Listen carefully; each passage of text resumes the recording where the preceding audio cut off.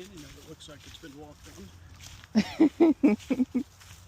Yeah, so far it doesn't look like it's too abandoned. Goodness, you gotta be careful you don't trip and fall and roll down into the river.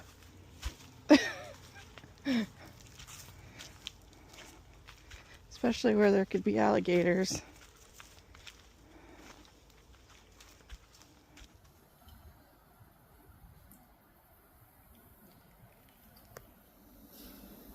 It's got something in its beak.